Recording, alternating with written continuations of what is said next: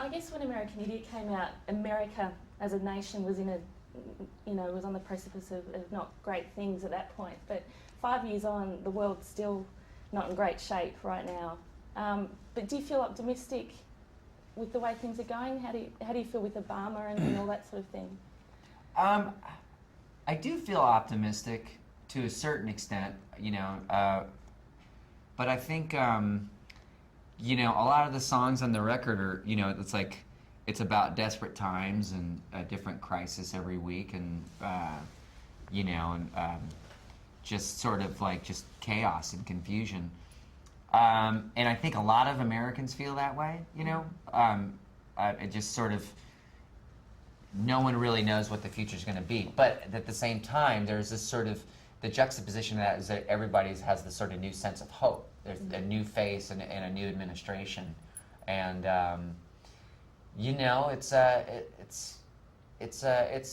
it's sort of confusing. And I kind of think that that's what the record is about in a lot of ways, And that just kind of played itself out naturally, because it's sort of, the record is about sort of an end of an era and the beginning of one at the same time. So, we know how the era ended, but it's just like this, how it begins can be even scarier than that, Because the album is like, it's like an opus, it's like a great piece of work. And did you sort of know where you were going with it, or did it just sort of the wheels keep turning? And I think we just kept kind of, just coming up with ideas, and I think the idea of 21st Century Breakdown, and then we knew that it was kind of like, okay, now we know what we're going for with that song. And then, we just started going, it's like for me, it was like looking back in the last 5 years of the way that I've been writing, it started to kind of all make sense on the big picture of 21st Century Breakdown. So with songs like Peacemaker and East Jesus Nowhere, and what else? The Static Age, 21 Guns, Know Your Enemy, of course, and then it just kind of, the whole feeling started to make sense, and there was also like, there's different elements of it with, like, there's two different characters. There's Christian and Gloria, who's like I think is the main character in it, and sort of the schizophrenic sides of those two people that I kind of sing through.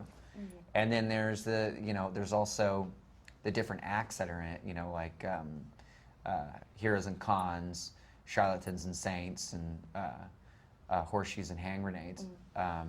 So there's a lot going on, and that's what we do, is we make albums, and we want to make them, to the best of our ability.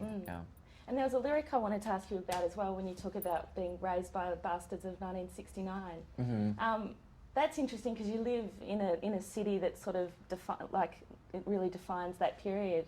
How did that sort of, when Green Day was starting up, how did that sort of? Well, there's different. There's a person that's really close to me that was born in 1969, and there's another person that's also very close to me that was happens to be in the class of 13. So it was. I think it was just kind of, and those people are related. So without going into too much detail, so it was just sort of, I don't know. It was like, 13 and 69 are just very interesting numbers. Can I just change tack a little bit, just to sort of go back in time and just ask what it was about you three that just connected so well musically back in the early days? Say that, what's the question just again? What connected you three so well musically when you first started, I guess? I think friendship, and just playing live together a lot. Yeah, I think, me and Mike, we kind of, our tastes were evolving as kids, because we've known each other since we were 10.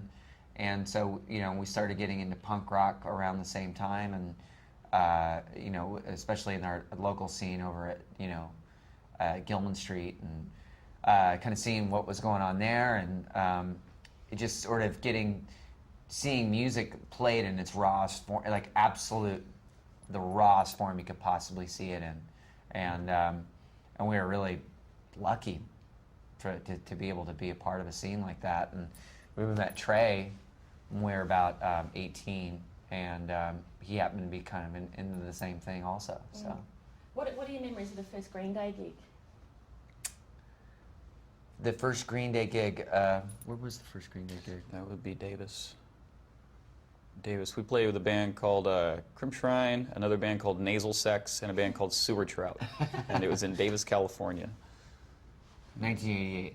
Yeah. October 1988. Yeah. Sweet Children. Are was they us. still around? Yeah. Those bands? No. No. I don't think so, no.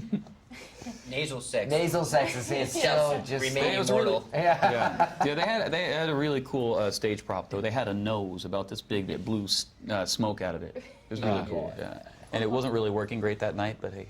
But you got the gist, yeah. Yeah. Had a little trail. Yeah. Yeah.